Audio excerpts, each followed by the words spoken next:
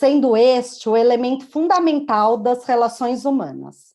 No processo educativo, a relação professor e aluno é uma das interações que dão sentido à aprendizagem, mas ela não é a única. Há outras relações envolvidas nesse processo e que são tão importantes quanto a do professor com o aluno, como família e escola, aluno e aluno, aluno e família.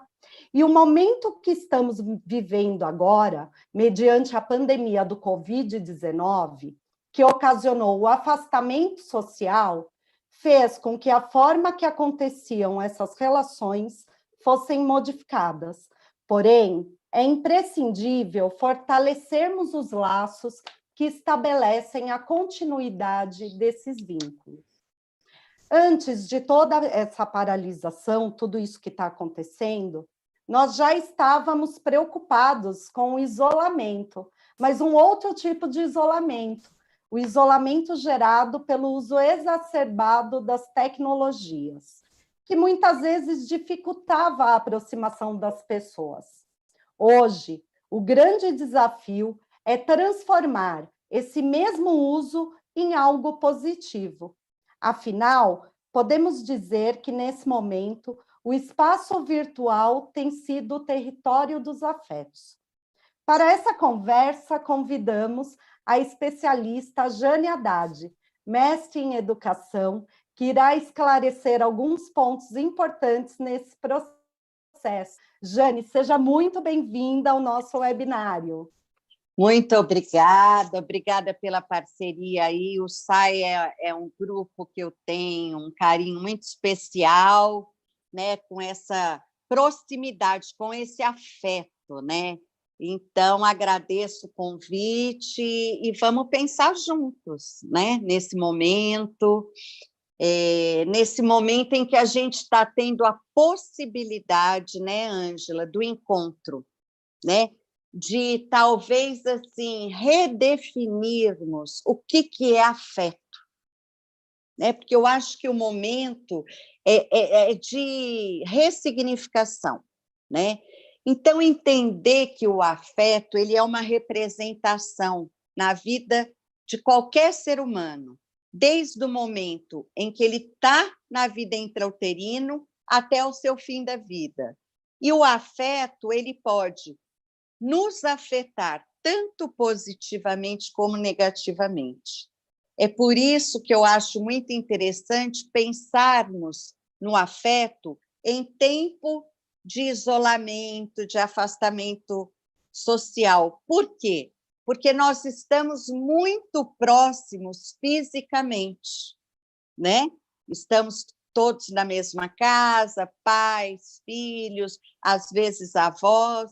Então, como é que nós temos afetado as pessoas que estão na nossa volta? Porque quando a gente fala que o afeto ele é uma representação, então vamos pensar assim, se eu fico o dia todo martelando nas suas dificuldades, eu estou te afetando negativamente, né?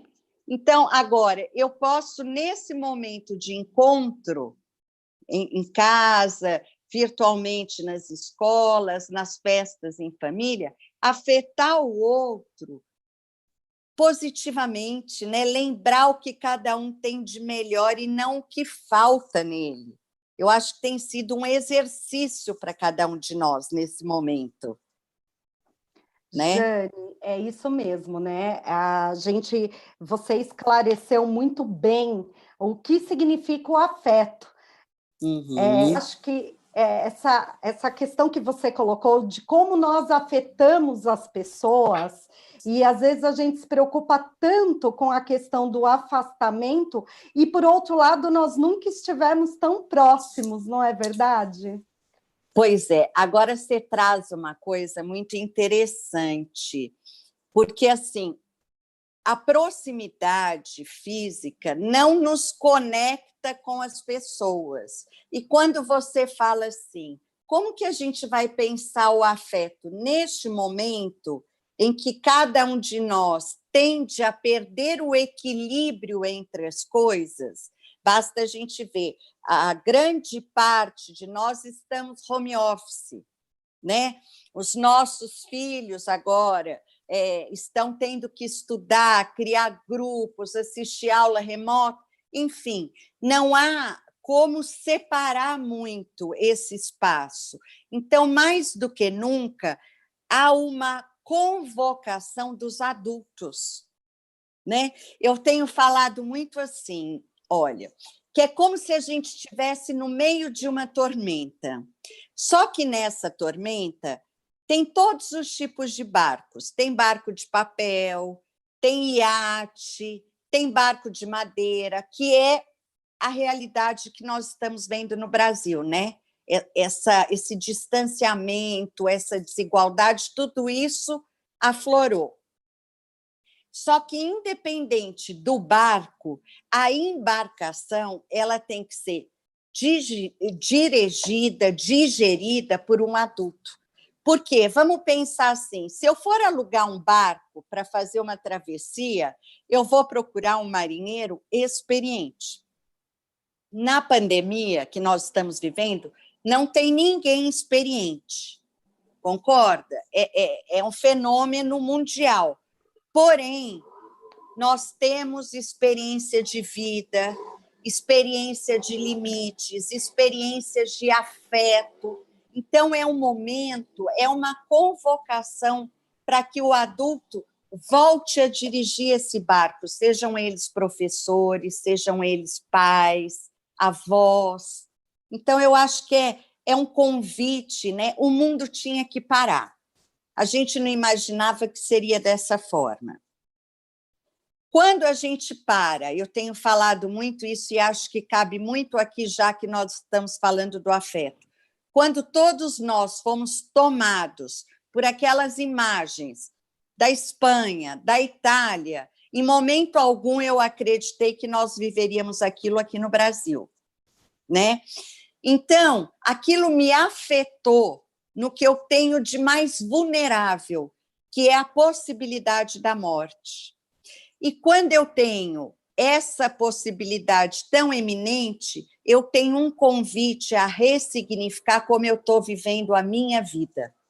E eu acredito que as escolas estão podendo ressignificar seu currículo, ressignificar por que o coração da escola bate, ressignificar como é que nós vamos viver essa pandemia remotamente, porque é disso que fará a nossa pós-volta, né? Eu falo que no dia que voltarmos, eu serei a primeira a celebrar a vida, porque se eu estiver dentro da escola, eu estou viva.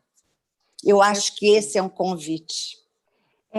Já que você entrou no assunto de ressignificar, Jane, nós podemos falar, lá em 1918, a humanidade já viveu a febre espanhola, né? E aí, a gente estuda tudo isso, mas não imagina que pode acontecer novamente. E aconteceu. Perfeito. Hoje nós estamos vivendo algo semelhante, porém nós temos um conforto muito maior, nós temos a internet que possibilita o contato, mesmo que não físico, mas o contato direto com os nossos amigos, com a nossa família, né, em tempo real, em qualquer lugar. Então, nós temos aqui desafios, mas nós temos também oportunidades. Sim, quando nós muito. falamos em ressignificar, né, nós falamos aí de um momento de mudança total. O que você destacaria como desafio e oportunidade que esse momento está nos proporcionando? Lembrando a todos que podem participar mandando perguntas pelo chat, tá? Que nós vamos respondendo. A Jane vai responder. Ótimo. Olha, quando eu gosto de pensar em mudança, eu gosto de pensar muito no processo da metamorfose, porque a mudança ela tem que acontecer de dentro para fora, né? Então, Nós, enquanto escolas, enquanto famílias, sabíamos que já estávamos no século XXI, mas não incorporamos o século XXI. Essa é que eu acho que é a questão. Né? Nós fomos assim, sabe aquela coisa? O trem passa, você deixa aí, o segundo vem, depois eu pego. Então, é muito interessante nós pensarmos como que as aprendizagens elas se dão numa situação sempre limite. Frente a um conflito emocional, eu me revejo. Por isso que eu falei logo no início, era fato de que o mundo pararia, ou por uma coisa ou por outra, porque a gente tinha perdido o foco da humanidade, né? A gente via as escolas se debatendo com as famílias com as escolas, e nós entendemos neste momento que essas duas instituições têm que funcionar em parceria, para que a gente consiga fazer essa mudança de dentro para fora. Eu falo que é o momento de reassinar os nossos contratos de confiança, não é? Porque o afeto que eu vejo, né? Eu falo assim, eu sou meio suspeita, mas eu estou emocionada com o trabalho que escolas e professores vêm fazendo. O tanto que as pessoas estão se desdobrando, conseguindo passar o afeto, mesmo que virtualmente, porque lá na gripe espanhola, lá atrás, nós não tínhamos as tecnologias. Então, eu fico muito triste quando fala assim, o processo de aprendizagem será interrompido. Nunca, porque há um vínculo afetivo. Vínculo afetivo nunca é interrompido, porque senão os pais que trabalham viajando deixariam de amar seus filhos? Não, muitos conseguem se fazer mais presentes do que estando presente. O afeto é se fazer presente, não importa a forma. Lógico que presencialmente está sendo um convite para que as famílias retomem algumas coisas que estavam perdidas, para que as escolas também retomem, enfim, para que a sociedade retome. Qual é a grande causa da humanidade, né? Porque hoje a gente nunca pensou que seria tão importante estarmos respirando. E respirar é tão importante, né, Jane? Pois é, mas a gente esquece de respirar no dia a dia. Quando a ansiedade chega, a última coisa que a gente faz é respirar. A gente, né? É o exercício essencial no controle da Da ansiedade. vida, exatamente. A gente, o perceber a nossa respiração nos traz uma calma, porque a gente passa a ter controle do nosso corpo, não é? Perfeito, perfeito. E aí você entrou num ponto principal, Jane, que é a questão do relacionamento que permeia, né? Na introdução eu falei um pouquinho sobre isso, mas a gente fala muito do vínculo professor e aluno. Claro que o vínculo professor e aluno, ele é essencial. Não tem como. Eu falo que uma escola não caminha sem professor, de jeito nenhum. Né? E hoje nunca nós vai temos caminhar. a prova. Exatamente. E às vezes a gente falava tanto, o professor falava assim, nós vamos ser substituídos pela tecnologia. Não, hoje nós estamos vendo o quanto o professor é fundamental, mesmo com a tecnologia, né? Não Agora, sabe que você falou uma coisa, o professor não vai ser substituído? Sabe o que eu tenho pensado nessa pandemia? O professor mais ou menos vai. O professor que tem a educação meio como bico vai. Porque só vai sobreviver o professor bom, aquele professor com brilho nos olhos, aquele professor que está entendendo que o currículo da nossa vida, o existir da nossa escola, são as novas gerações. né? Nós temos que ter ainda alguma coisa para falar para eles. Eu estou vendo aqui no chat muitas questões assim, e a volta, como será, como isso, como aquilo. Gente, a volta vai depender de como nós vivermos esta experiência. Não pensemos na volta ainda, porque é isso que causa ansiedade. Podem observar que os educadores, as escolas, têm quase que o maior índice atualmente de problemas de saúde mental. Por quê? Porque nós estamos o tempo inteiro trabalhando com o futuro.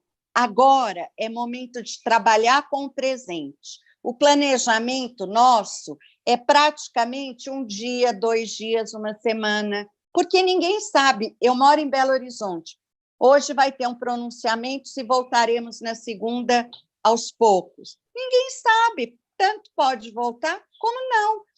Se a gente está ansioso para voltar, imagine o que nós estaremos passando para as nossas crianças, né? Não sabemos. Eu acho que o convite para a educação é esse. Nós vamos nos reinventar agora com o que a gente tem. Eu estou vendo que tem muita gente de Alagoas e teve uma experiência muito linda de lá, que eles estão fazendo chegar a educação através do megafone dentro de um carro, porque nem todo mundo tem acesso à tecnologia. Isso é educador com brilho nos olhos. Ele sabe que o vínculo está estabelecido. Ele tem que se fazer presente. A forma com que ele separou o material que ele está mandando para o aluno tem um afeto. A forma com que o pai vai organizar o lugar da criança tem um afeto.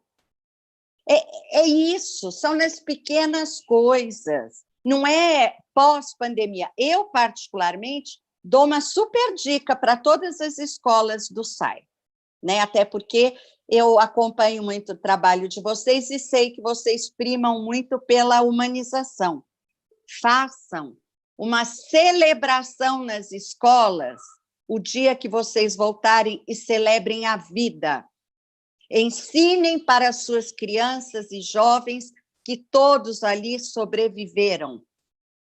Falem de perdas, falem de gratidão, porque currículo, conteúdo, planejamento tem que conversar com a vida.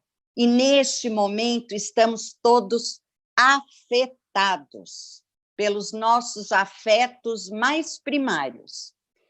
E falando em currículo, né, Jane, já colocando, a BNCC nos traz isso com muita clareza. Meio até profética, né? Não é verdade? Então, a importância de trabalhar as competências socioemocionais, a importância do mundo virtual, do mundo digital, desse desenvolvimento. E aí, a gente tem que lembrar, complementando o que você falou, que essa criança vai chegar na escola e nós não sabemos se ela sofreu alguma perda na família dela. Exatamente. De amigos.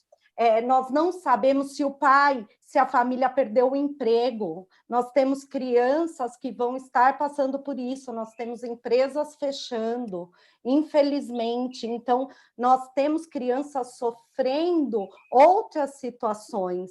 Então, eu acho que é isso, né? O afeto, é o como eu vou afetar a vida dessa criança nessa volta.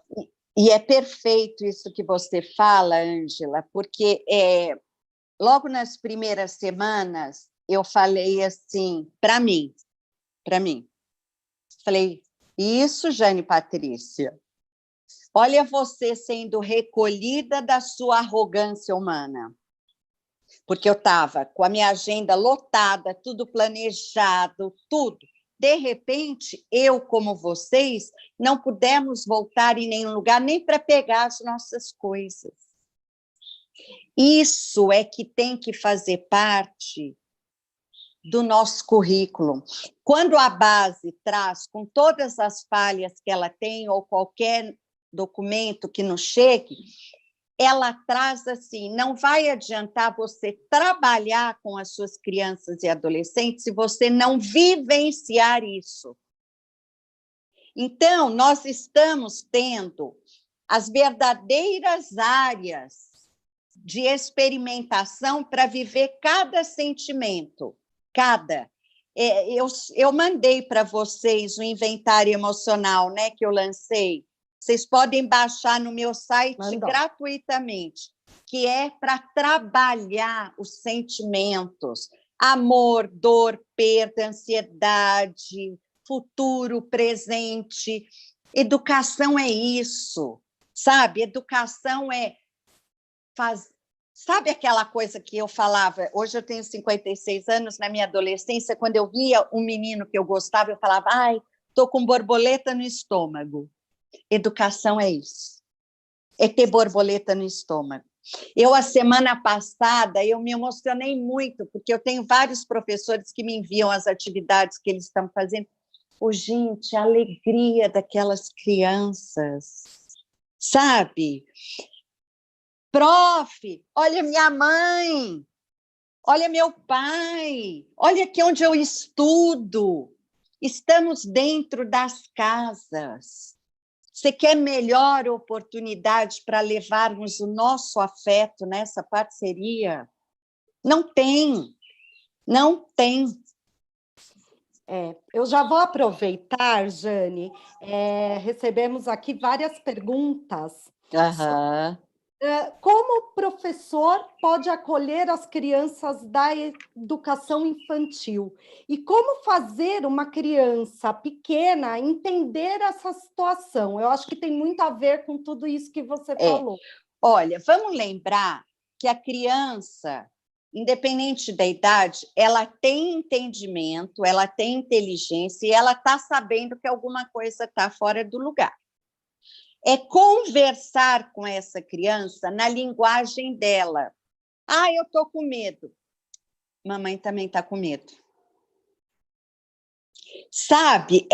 Olha, você pode sentir isso. O que você está com medo, minha filha? Estou com medo de nunca mais voltar para a escola. Não, vai voltar. A gente só não sabe dizer quando. Porque as crianças que estão perguntando, que estão brincando, que estão inquietas, é porque elas têm recursos simbólicos para falar da dor. Elas têm recurso simbólico para brincar sobre isso, para desenhar. O que as professoras de educação infantil estão fazendo? Brincando, desenvolvendo o corpo, juntando pedaços perdidos.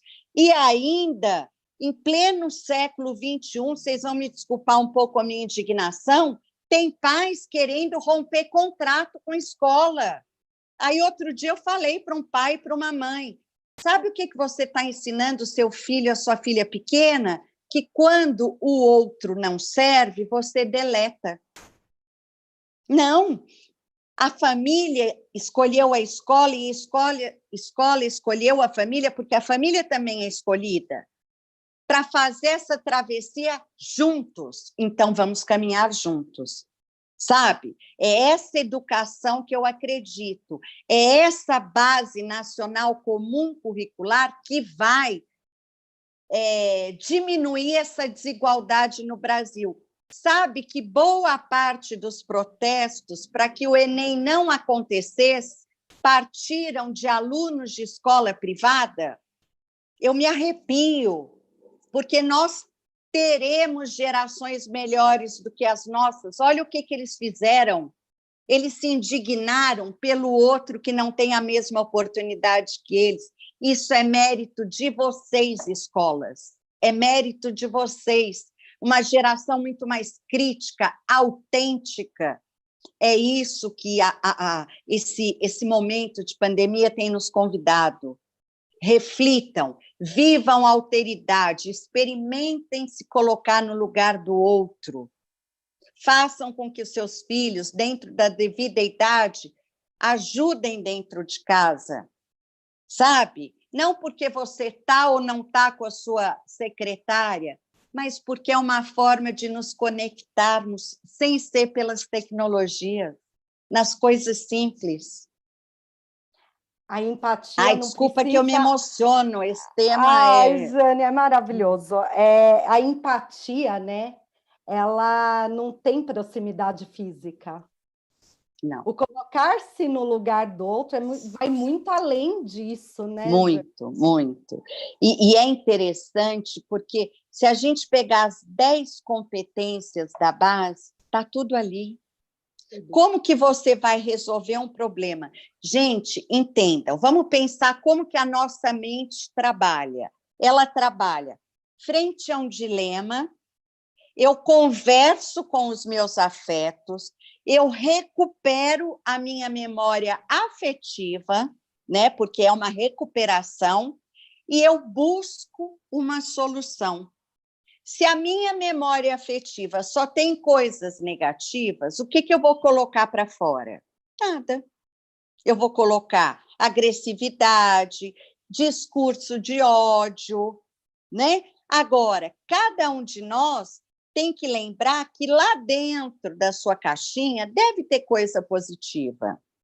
Que esse momento de tristeza está sendo uma saída muito amorosa. Eu estava falando muito, meu tema no SAI esse ano foi muito do princípio do cuidado, né?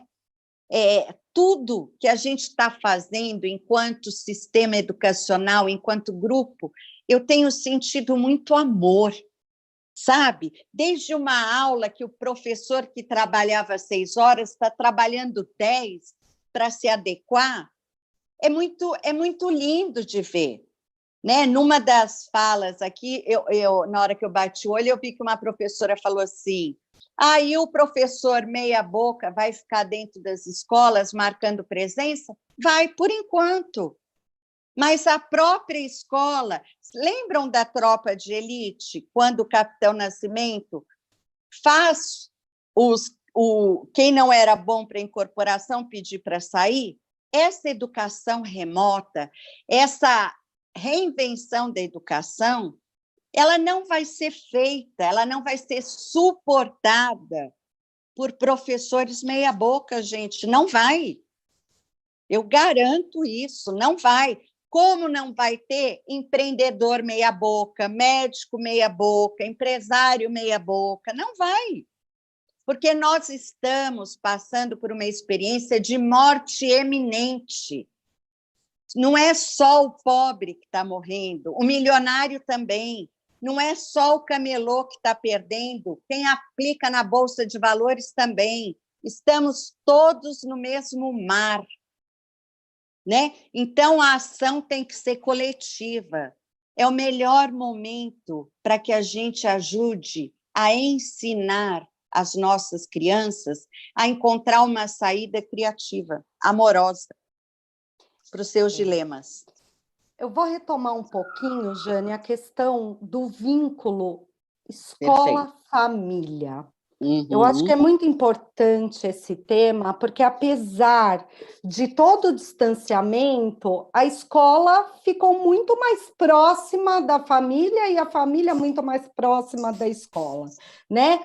E o vínculo, essa confiança entre escola e família é essencial no processo de ensino-aprendizagem. Nós sabemos disso, que quando não acontece. Então, como fortalecer, nesse momento, o estreitamento dessa relação entre a escola e a família? Qual o papel de cada um nesse processo?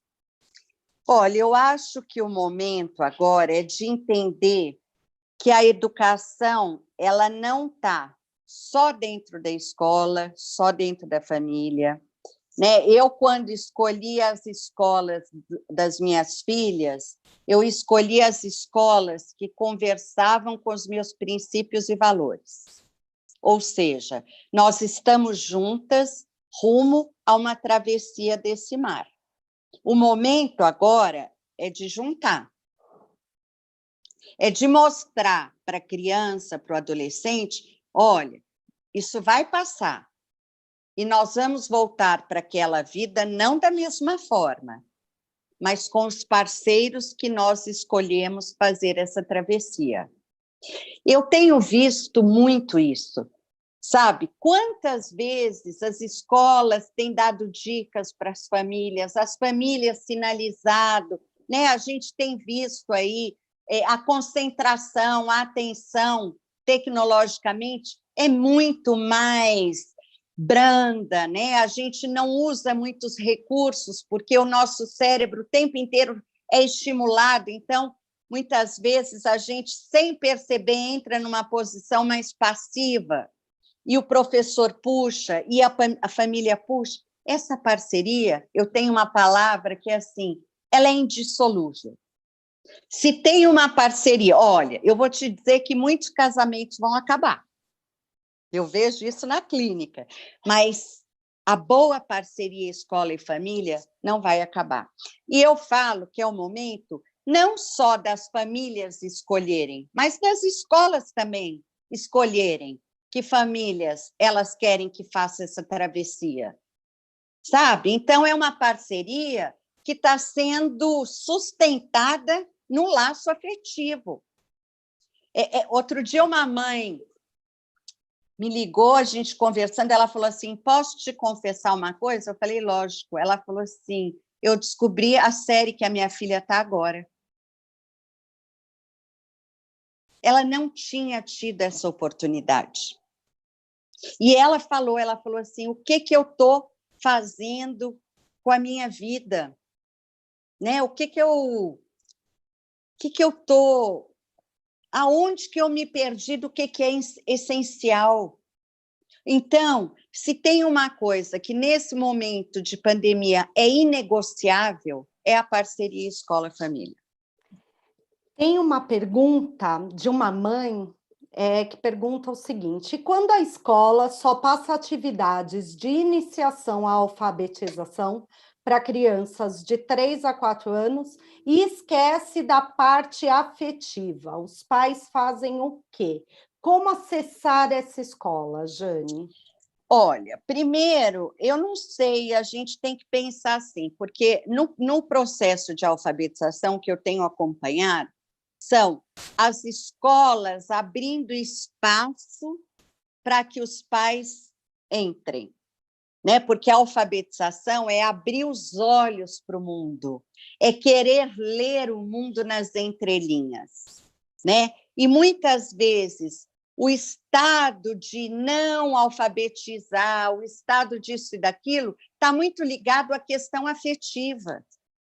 Então, eu ontem mesmo estava numa reunião com coordenadores e a gente conversando isso, que uma mãe foi na escola e falou, olha, dá para você mandar muito mais atividade, porque meu filho está acabando rápido.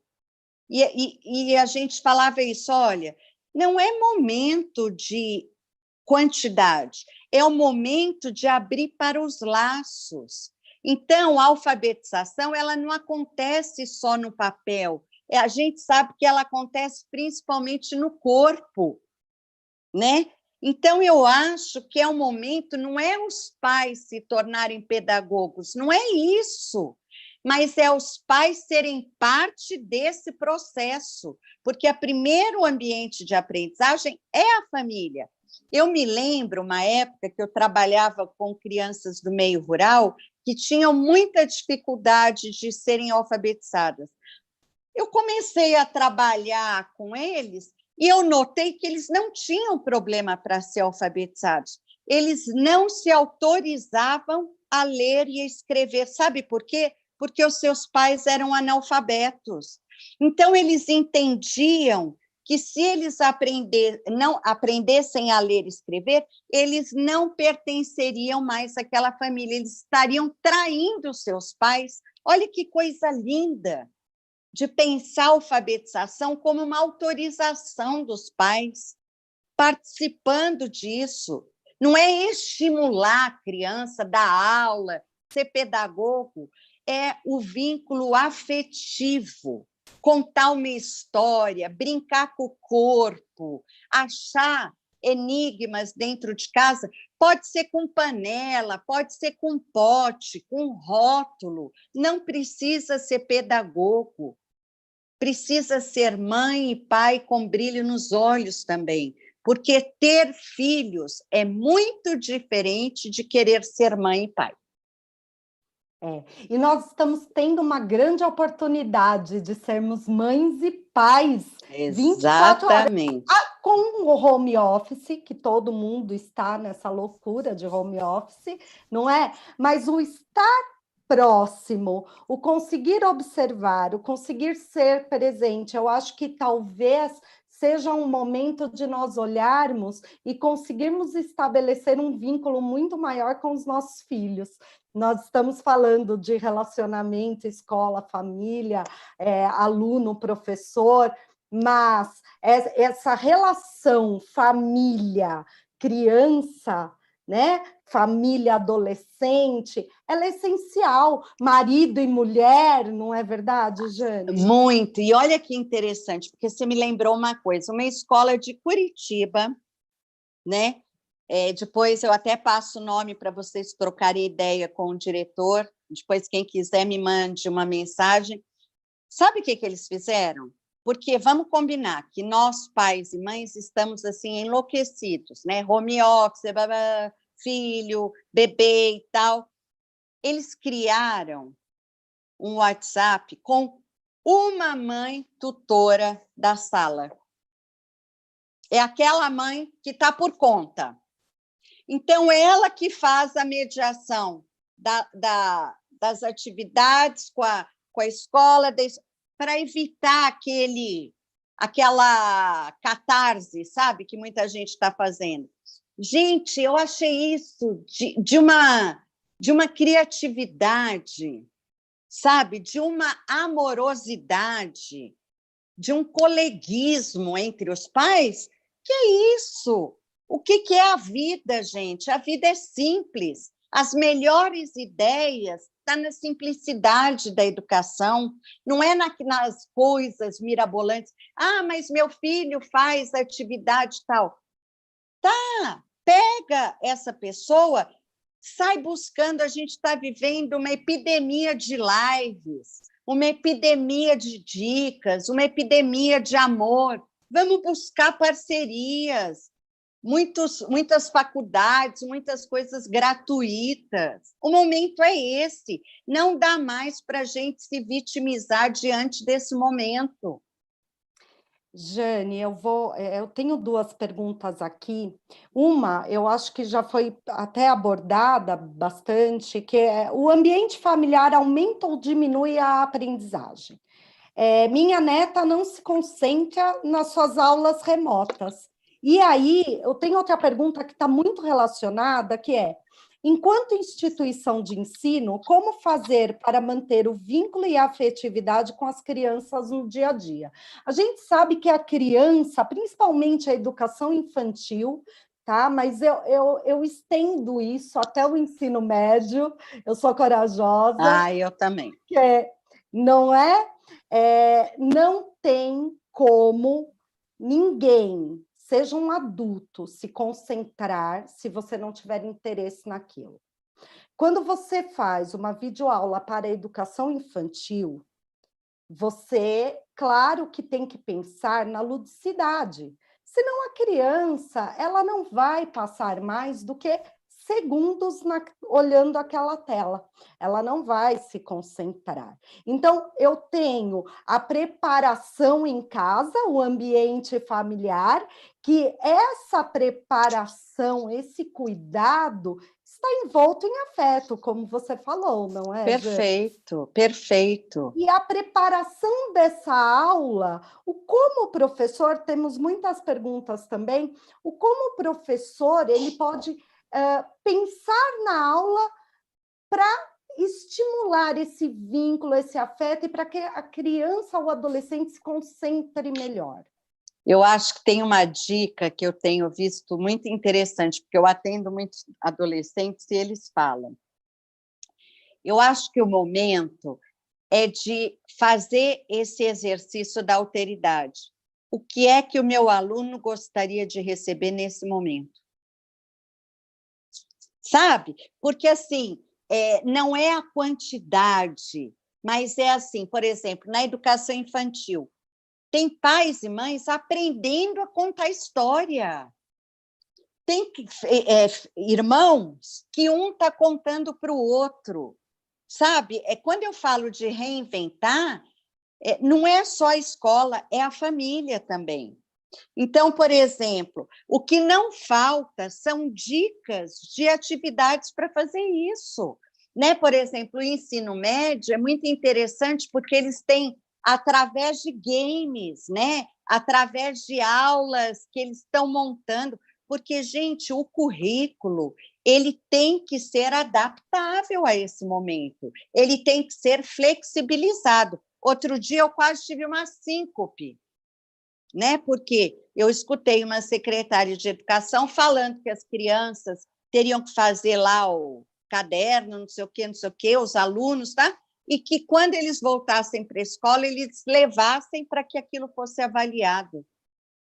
Tirou qualquer afeto da relação, porque a última coisa que nós vamos falar agora é de avaliação,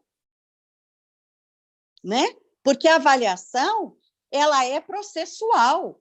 A gente tem conversado com conselhos e tudo, a gente sabe que a readaptação não é feita apenas durante este ano. Nós não trabalhamos mais, e se trabalhamos, não deveríamos trabalhar com grades, disciplinas, conteúdos, e sim com referenciais. A aprendizagem está em todo lugar. A sala de aula, neste momento, apenas mudou de ambiente.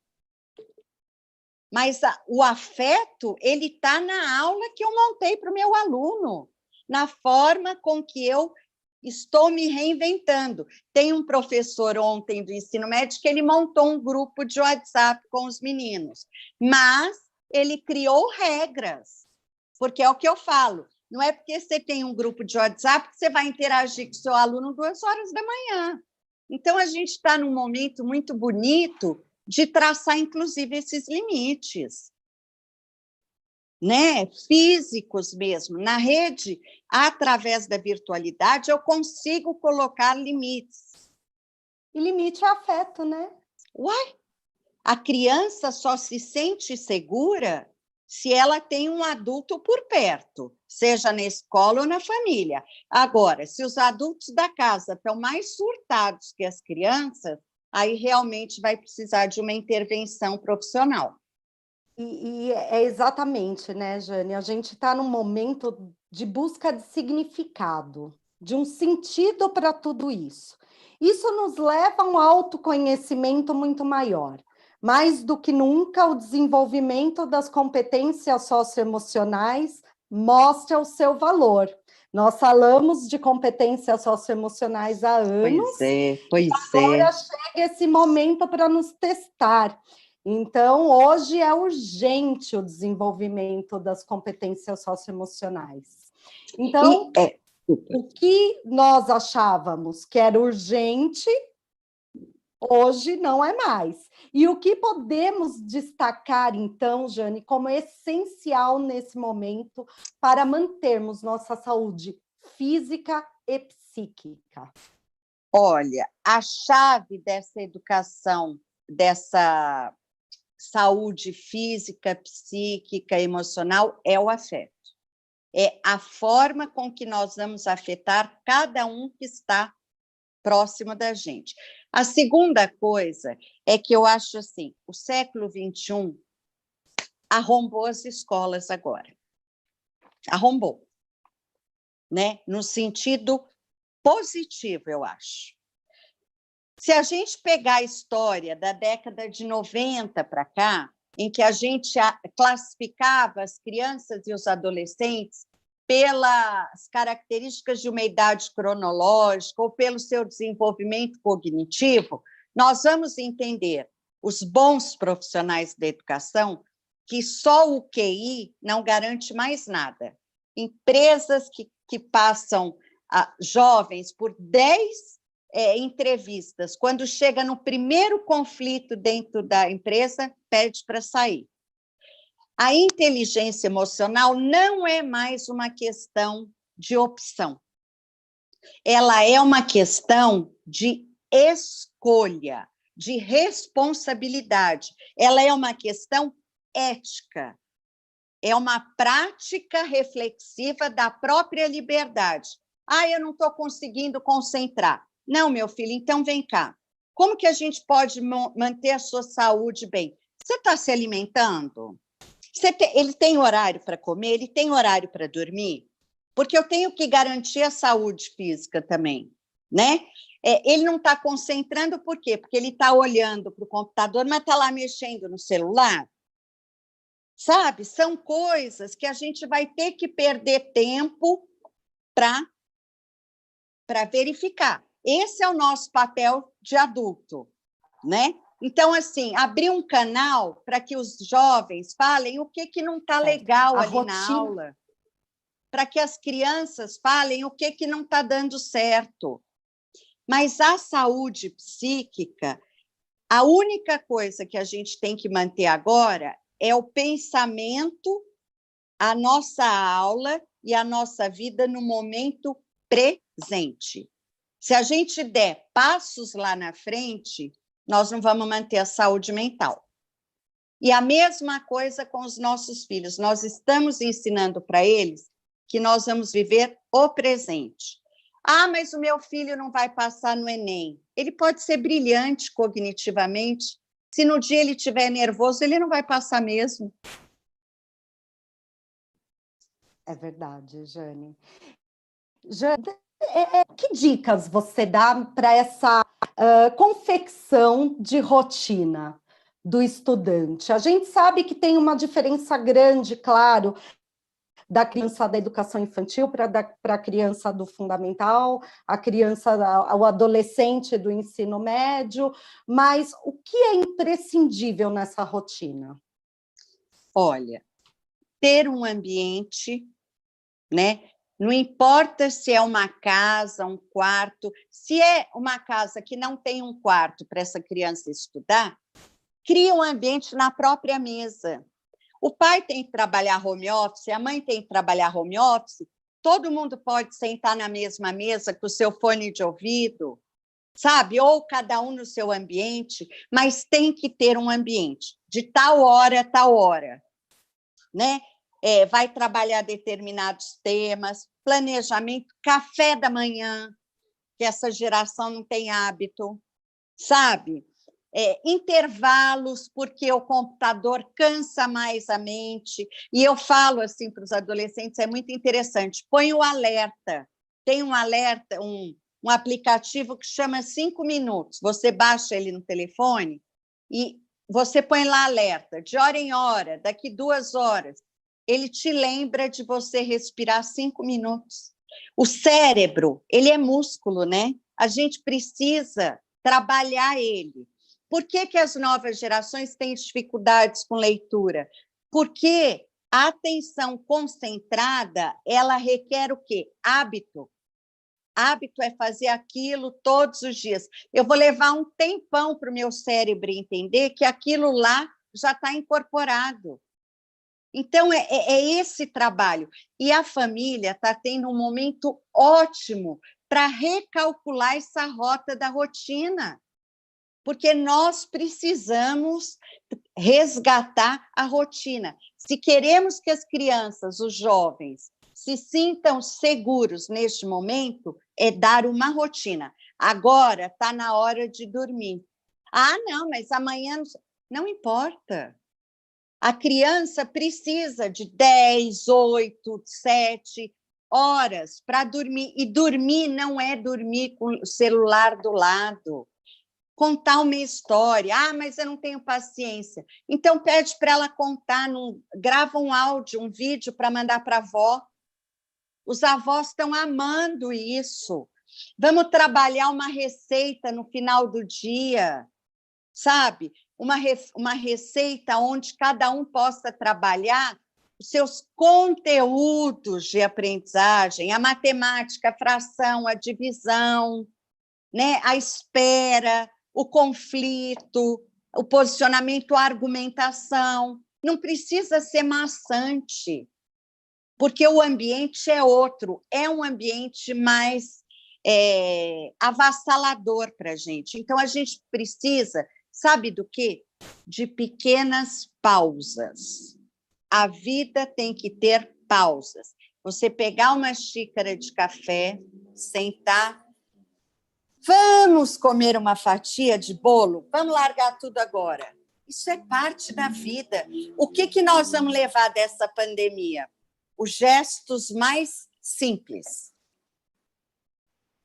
Agora, a gente tem que manter os gestos mais simples. São eles que estão nos ajudando a sobreviver. Eu fiz aniversário frente à pandemia e eu sou muito festeira. Eu nunca me senti tão amada virtualmente. Pequenos gestos de pessoas que fazem parte da minha vida. Sabe? Será que a gente está cuidando das mensagens para que aquela pessoa que trabalha como porteiro na escola? Será que a gente está mandando uma mensagem das crianças para a pessoa que trabalha na cantina, para a pessoa que limpa a escola? Isso são as habilidades socioemocionais. Isso é que eu acho que é bonito nesse momento, sabe? Fazer uma pesquisa, será que alguém dentro da escola está precisando de uma ajuda, de uma campanha, de uma solidariedade, de uma corrente do bem? Assista um filme que se chama A Corrente do Bem. Antigo, mas ele fala muito. Nós precisamos agora criar elos afetivos, não só com os professores, mas com os diretores que estão passando por dificuldades, com os porteiros, com as faxineiras, com o vizinho, com a minha mãe, com meu avô, com meu bisavô. Pequenos gestos. Tem uma professora que sabe o que ela fez? Ela é professora de educação infantil, lá da educação pública de um vilarejo. Ela costurou, lembra aquele joguinho Cinco Marias? Para as crianças, para trabalhar coordenação motora. Ela pôs pedrinha, porque o arroz é comida. Olha que coisa singela. Ela mandou para os pais, para eles costurarem com seus filhos. Isso é trabalhar, usar a inteligência emocional. Imagina o afeto que essas crianças guardarão, aquelas 5 Marias. Muito mais do que 1 ano de avaliação.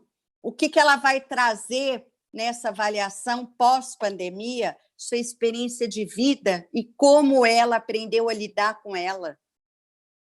Isso é aprendizagem que marca a memória afetiva, que aí eu recupero a informação e devolvo para o sistema que quer me cobrar em forma de avaliação. Com tudo isso, Jane, o mundo virtual mudou, né? Então, o que antes, o grande medo era o tempo que as crianças e os adolescentes passavam diante da tela dos celulares, hoje é o nosso meio de aproximação, né? Então, como organizar a tecnologia para que ela esteja a favor do desenvolvimento das nossas crianças e adolescentes?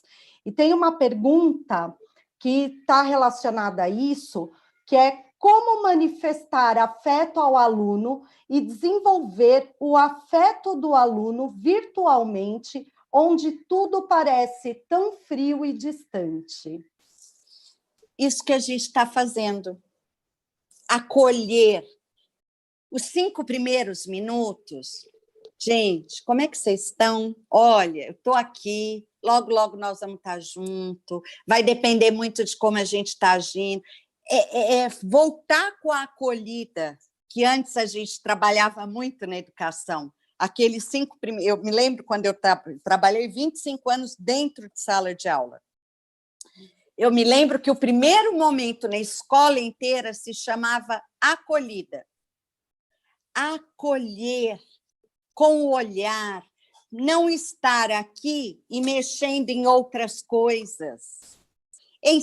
Acolher com o olhar. O que é o acolhimento? Estar à disposição do outro, mesmo que virtualmente. Nós já não estávamos mais fazendo isso presencialmente. Quantas e quantas vezes a gente falava assim para os nossos alunos, pode falar que eu estou te escutando. Quantas vezes? Não. Esse acolhimento é estar à disposição, sabe? Crianças e adolescentes, eles sabem quando a gente está ali e quando a gente não está. Falar de sentimentos. Como é que vocês se sentiram com essa atividade? Como é que vocês estão se sentindo nesse afastamento? Ah, eu estou me sentindo isolado. Mas mesmo dentro da sua casa, quem sabe vocês buscam um jogo de tabuleiro, sabe? Para as crianças pequenas, achar a tampa dos potes de Tupperware é uma farra. A aprendizagem, ela é o equilíbrio entre o prazer e o desprazer o tempo todo. Agora é hora de sentar e prestar atenção? É hora de sentar e prestar atenção, é inegociável, né? Mas vamos, enquanto adultos, ajudar a organizar o ambiente externo. Sabe? O afeto é isso. E assim, cada professor tem, eu lembro, como aluna também, né? Depois como professora, a gente sempre tem brincadeiras particulares com os alunos. Eu lembro os professores, a gente, todo mundo tem aquele professor que nos marcou e o porquê nos marcou.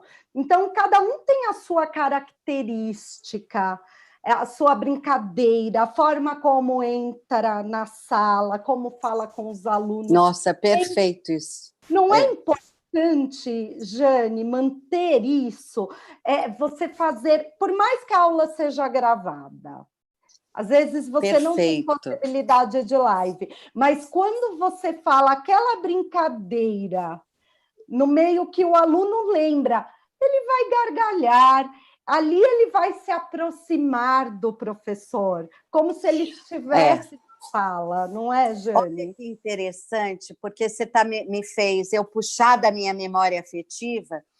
Quando eu me tornei,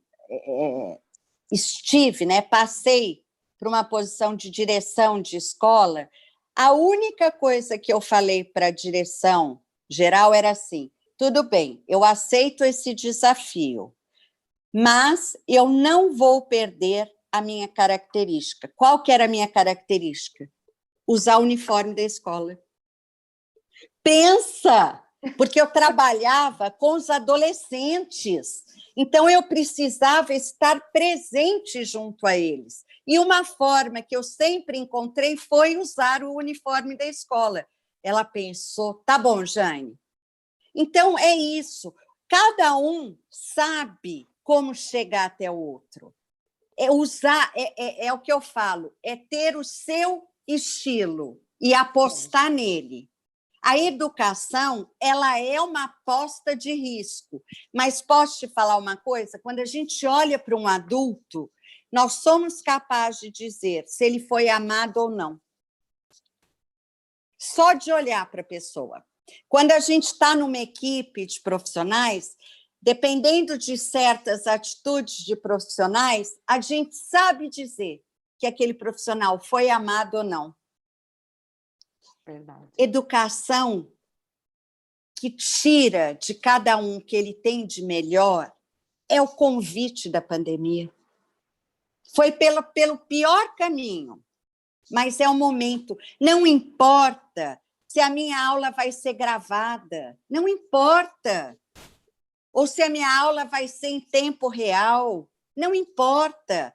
A forma que eu acredito na educação não vai ser diferente se você me assistir ao vivo, se você me assistir virtualmente ao vivo também, ou se você me ver gravada. Não vai, porque é o meu estilo, é a minha proximidade com a educação. Eu acredito na educação porque eu fui salva pela educação.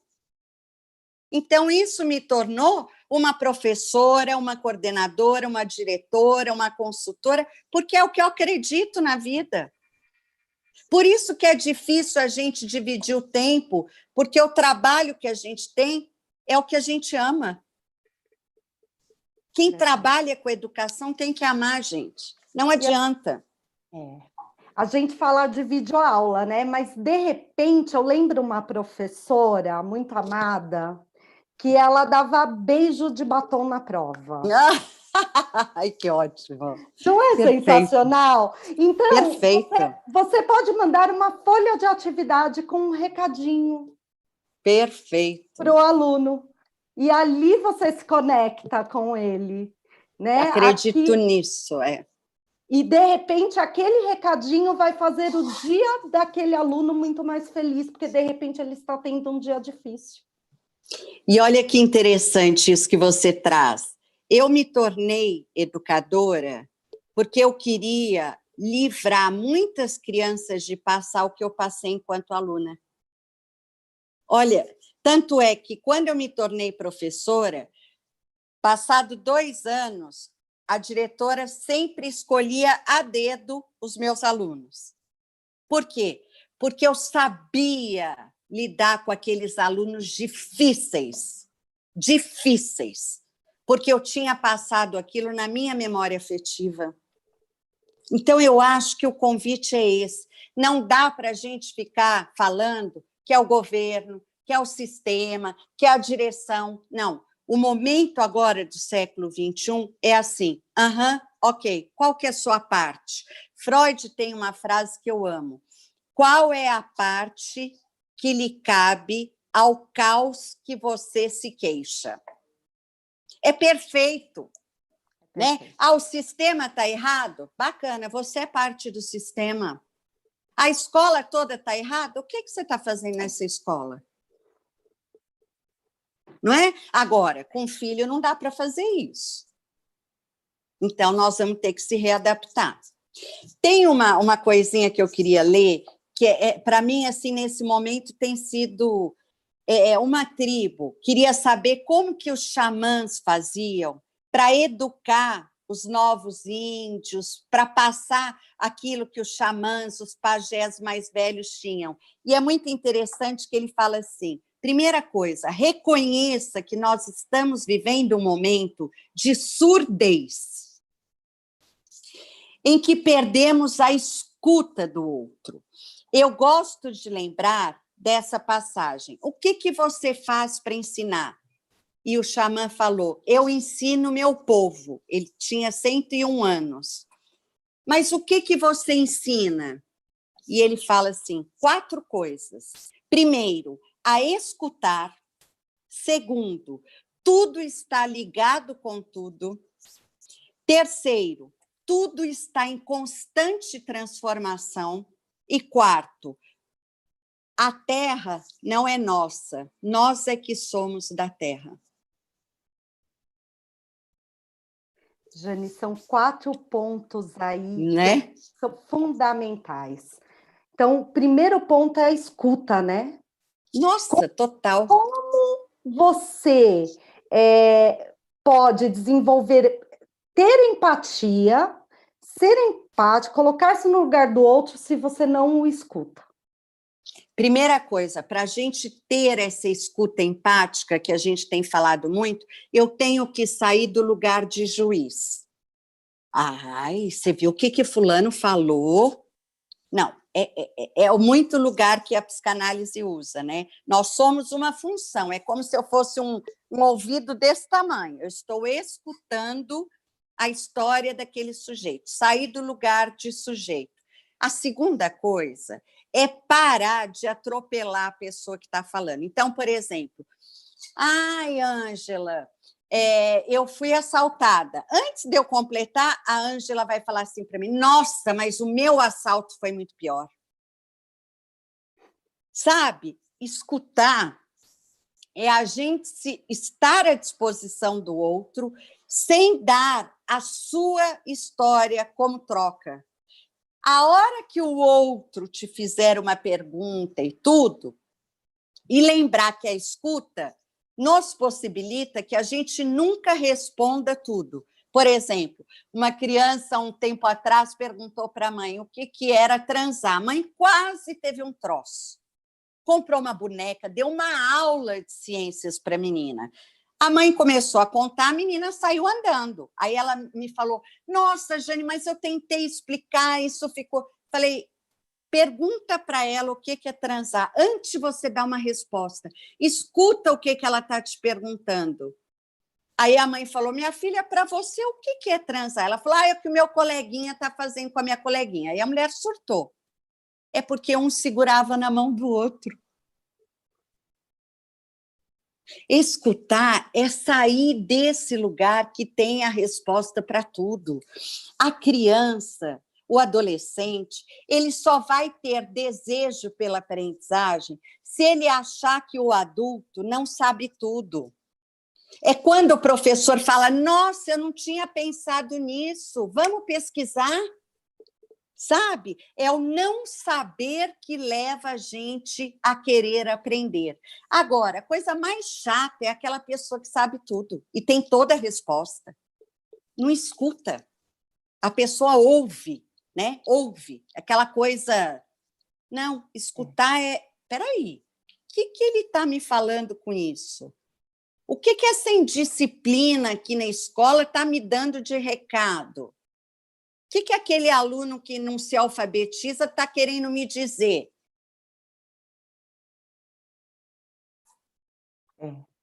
Segundo ponto que você colocou, repete para a gente, Jane. Daquela história? Da história do pajé, isso. Tudo está ligado com tudo. Terceiro, tudo está em plena transformação. Olha só, quando eu falo tudo está ligado com tudo, essa é uma das grandes dificuldades na educação, que o aluno consiga conectar ideias. Isso. E ele coloca de uma forma tão simples, né? Como fazer com que o outro consiga conectar as ideias? Eu penso muito nas perguntas, né? É o escutar e perguntar. Que é o que os filósofos ensinaram para a gente, né? Eles iam para a praça e faziam perguntas. Outro dia eu falava assim para um professor, em vez de você pedir que o aluno te dê a resposta, peça a ele que faça uma pergunta que você vai ver se ele entendeu ou não. É mostrar para os nossos jovens e crianças que a solução criativa está com eles e não com a gente. Quem vai conectar, a gente vai jogar as pistas. É o papel da filosofia, né? Mas por que você está falando isso? A psicanálise nunca te dá uma resposta. Ela sempre te joga outra pergunta. E aí a pessoa sai do consultório com aquela pergunta. Né? Eu acho que a educação ela tem que reconhecer que ela não precisa mais ter todas as respostas e que ela precisa escutar as novas gerações, né? Porque ali estão as pistas da educação no século XXI. Quando a gente fala de falta de concentração, tem muitas perguntas a respeito disso, Jane. Quando a gente fala da falta de concentração do aluno, cada aluno é um aluno, é um ser diferente, né? Então, a gente não pode falar, olha, isso vai funcionar. Isso. E eu acho que a resposta ela vem exatamente dessa observação, dessa pergunta, dessa escutativa, para você conseguir descobrir o que vai ajudar aquele aluno a ter uma concentração melhor e a ter um interesse maior pela aprendizagem, porque a gente não se concentra naquilo que a gente não se interessa. E aí, Ângela, é muito interessante a gente pensar de novo a base, né? Por quê? Porque a base, ela fala do aluno, do estudante, como protagonista do seu processo de aprendizagem. Ou seja, ele vai sair do lugar passivo e começa a se colocar em movimento. E eu falo que esse movimento é assim, é um movimento de responsabilização dele. Não tem regra de ouro para a educação. O dia que tiver, eu desconsidero o sujeito com a sua bagagem. Aí é que está errado. Eu acho que a gente trabalhou muito tempo com esse olhar homogêneo, todo mundo é igual, a criança especial fica fora da escola regular, o negro isso, o amarelo aquilo. Não, todos nós somos uma aposta. A gente vai até o adulto aposta na gente. Então, eu acho que quando você coloca essa aprendizagem ativa, nós, enquanto professores, temos que também exercitar isso, para que a gente possa levar isso. Então, por exemplo, uma criança que não tem muita concentração, eu peço para ela observar qual é o jeito que ela aprende melhor e me falar. Porque ela vai começar a ligar o radar emocional dela, desse jeito eu não consigo, desse jeito eu não consigo. A gente sabe. Por que a gente trabalha tanto com mapa conceitual? Porque a ideia-chave está no centro, aí a gente vai puxando. Eu tenho trabalhado muito isso com as crianças em estado de fracasso escolar, porque eu não acredito no fracasso escolar. Eu acredito que há um ruído ali na comunicação, de quem ensina e de quem aprende. Aquele professor que tem todas as respostas, vai dar preguiça nos alunos. Aquele professor que não conecta um assunto com o assunto do outro colega, vai dar preguiça.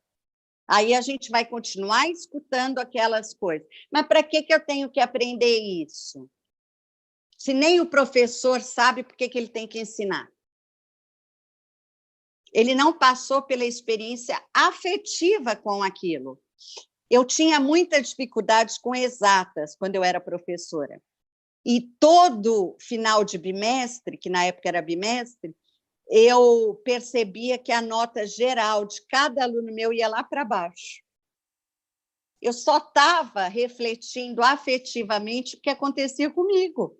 Até que eu busquei um professor de matemática para me ensinar a entender aonde que eu tinha que chegar.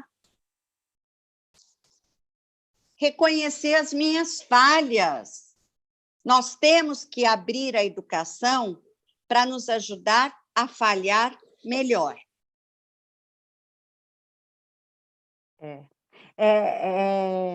A aprendizagem a partir do erro, né? Se o Exato. aluno não parar para pensar onde ele precisa melhorar, assim Exato. como nós adultos. Estamos prontos? A grande questão é, os adultos sempre se perguntam o que eles podem fazer para que a criança se concentre melhor. Mas essa pergunta está sendo direcionada à criança alguma vez? Não é verdade? Total. Olha aqui, tem uma pergunta que eu quero responder. Não acreditar no fracasso escolar de tamanha desigualdade que temos é puxado a entender. Porque o fracasso escolar, ele não é uma coisa que a gente pode classificar. O que a gente pode dizer assim, enquanto professor, por que é que esse meu aluno não aprende? Enquanto eu manter essa pergunta viva, eu vou encontrar um canal de comunicação com essa criança. E quando eu falo de oportunidades, não importa. Dentro da educação pública, enquanto professor, eu tenho compromisso ético de fazer aquele aluno sair do estado de fracasso escolar. Assistam, para quem está com esse questionamento, um documentário que se chama Nunca Me Sonharam.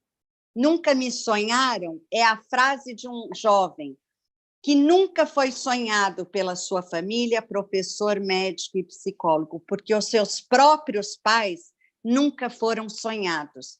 Ele passou a sonhar quando um professor começou a sonhar ele, enquanto aluno. Então, não acredito em fracasso escolar que não esteja envolvido quem ensina e quem aprende. Não acredito. Assistam aquele filme Como Estrelas na Terra. Por que aquele menino não fracassou? A grande questão, né, Jane? Eu acho que também, como educadora, eu acredito muito nisso. Existem formas diferentes de aprender. Nós somos seres diferentes. Então, a dislexia, por exemplo, né, que o Como Estrelas na Terra vai falar, a hora que o aluno entende como ele pode aprender mesmo com a dislexia, Ele brilha. Ele Porque brilha. ele... Você lembra quando o professor fazia assim com o livro? E ele ia fazendo assim, ó. Porque ele tinha certeza que aquele professor ia expor ele, e não. Aquele professor trouxe dele o que ele tinha de melhor. Então, é essa educação que eu acredito, enquanto aluna que fui, enquanto professora que serei o resto da minha vida. Essa educação que toca o que cada um tem de melhor, e não as limitações de cada um. Ah, porque é pobre, porque mora na roça, não importa. Eu preciso de duas pessoas num encontro para poder ensinar e aprender. É só isso. O papel do professor aí de apresentar novos modelos para que aquela criança consiga falar, esse não me serve, mas esse, para mim, nossa, consegui entender perfeitamente. Agora, sabe o que é interessante isso que você está falando? E talvez também, Ângela, não oferecer modelos, escutar. Eu tenho um caderno que eu faço dos meus atendimentos de adolescentes. E eu fico impressionada a visão magnífica que eles têm da escola. Magnífica. Então, se os professores escutarem esses meninos, eles vão encontrar um atalho para chegar até eles. Sim, consegue, porque muitas vezes aquele aluno que fala eu não consigo aprender, é porque ele não sabe a forma de estudar. Perfeito. Ele não conseguiu entender ainda qual a forma de estudo que para ele serve. E às vezes ele fica seguindo coisas que, olha, às vezes o aluno fala assim, eu estudei, mas fui mal. Eu estudei como? Por resumo. Mas você sabe fazer resumo? Perfeito. A pergunta é simples, né? E eu acho que o que a família está passando apertada agora é isso. Porque eles não tinham noção de como essas crianças e jovens estavam estudando. Né? Por exemplo, outro dia um pai estava falando, mas meu filho dorme o tempo inteiro, eu vou tirar ele da escola. Eu falei, mas provavelmente ele já dormia antes, porque ele não passou a dormir agora. Então, pergunta qual que é a sua parte nisso. É um momento de desenvolvimento de autonomia, né, Jane? Total. E a gente pulou essa autonomia. A gente está vendo isso no cenário político, que era o momento de estar todo mundo conectado com todo mundo em prol da humanidade. E não. As pessoas não têm autonomia de pensamento, as pessoas não estão preocupadas com o outro. Cada um está preocupado em defender a sua futura candidatura. Não, nós, enquanto educadores e pais, não podemos fazer isso, não podemos. Isso não é ético com a profissão que nós escolhemos, não é. Se escuta. Jane, tem bastante gente pedindo para que você explique melhor o que é o inventário emocional. Ah, tá. Logo no início da quarentena, eu estava muito mexida. E eu faço análise, eu atendo e tudo. E aí eu comecei a conversar com uma amiga minha, a Regina, e a gente decidiu fazer um inventário. Quais eram os sentimentos que estavam mais complicados? E aí eu e ela, a gente escuta muito professor.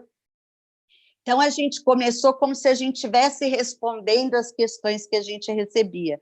Então, nós criamos um inventário para pais e professores, como eles conduzirem os próprios sentimentos, os sentimentos das crianças. Criamos um para as crianças e um para os adolescentes. Então, lá no meu site, www.janehaddad, vocês conseguem baixar gratuitamente, porque isso foi uma forma que a gente encontrou de devolver para o mundo que a gente recebe, sabe? Então, ali, por exemplo, tem secretarias, escolas que adaptaram, a gente deu total liberdade. ali é só o mote, né? Mas com atividades. Então, os pais que têm perguntado, os professores, podem divulgar que dali eles façam alguma coisa, criem alguma forma para eles. Então, para os adolescentes, a gente criou uma lista de coisas para eles reverem, sabe? Falando de série, de filmes, de sentimentos. Então, foi uma coisa que a gente teve no auge da pandemia, sabe? É uma forma de compartilhar. Eu acho que todos nós, professores, temos uma obrigação de compartilhar aquilo que a gente passa por aquela experiência, tanto o que funcionou como não funcionou. Por isso que a gente deu total liberdade para que todo mundo faça as suas devidas adaptações. Então, está lá. Foi uma forma de afeto, né, Jane? Total, total. Assim, total. Eu virava à noite fazendo e chorando e pensando e vendo as limitações. Estão pedindo para... o endereço é www.janehaddad.com.br. E tem também... Se a pessoa não conseguir, entra no meu Instagram, que é @JaneHaddad, eu mando o link, né? Porque eu acho que é importante. Muito importante, é mais uma ferramenta. O SAI também se preocupou muito com essa questão socioemocional nesse período. Nós fizemos e está se preocupando, né? Demais. Nós fizemos uma parceria com o Programa Pleno, que... das habilidades, eu vi, não, maravilhoso, eu assisti. Isso. Maravilhoso. E aí estamos disponibilizando, o Pleno disponibiliza aulas de 6º ano até ensino médio, e tem a plataforma desde a educação infantil. Eu acho que é um momento agora, não é mais atividades, não é. Não. Mas é um momento de parar e falar, vamos pensar em nós. Não adianta nós passarmos por todo o currículo e nós não termos um tempo de parar e pensar em nós. Então, é esse tempo que nós estamos disponibilizando.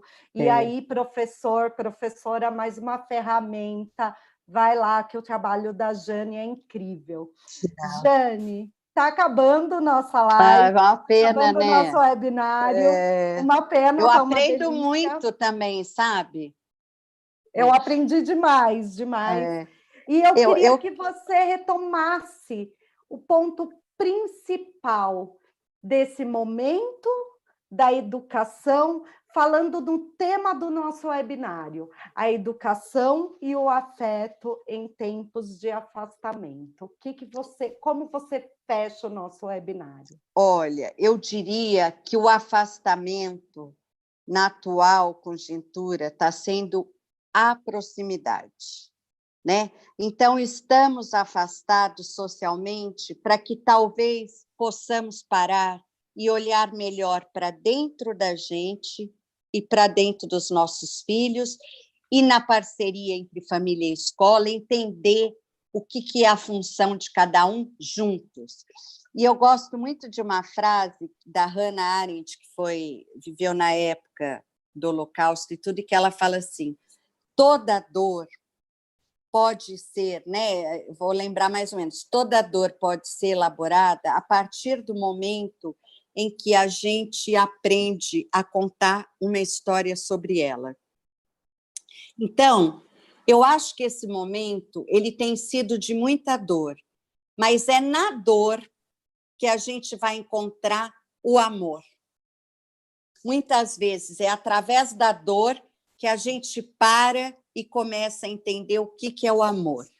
Então, eu acho que quando eu trago o afeto para pensar esse momento, é que lição de amor eu vou tirar desse momento de dor. Eu acho que é esse o convite que cada um de nós tem. Entender que essa metamorfose ela é de dentro para fora, né? A experiência de dor, seja ela até do luto da nossa rotina antiga, é uma experiência de dor. Não precisa necessariamente ser a perda física. Que história de amor eu vou contar pós-pandemia? Que história de amor eu vou contar hoje dentro da minha casa com os meus filhos? Que história de amor eu vou provocar nos meus alunos amanhã, quando eu gravar minha aula? Isso é que vai fazer a diferença enquanto afeto. Eu tenho a impressão, nós adultos, eu não sei se voltaremos melhores, mas as novas gerações voltarão. Com certeza. Muito obrigada, Jane. Foi um momento incrível. Eu que agradeço. Lembrando que o webinar ele fica gravado nesse mesmo link, muitas pessoas legal. perguntaram também. E agradeço em nome do SAI a sua participação, esse afeto, esse momento de carinho que você nos Eu que agradeço, muito, muito. Agradeço a participação de todos, professores, escolas, famílias que participaram. Não deixem de assistir nossos próximos webinários. Isso. Estarei presente assistindo.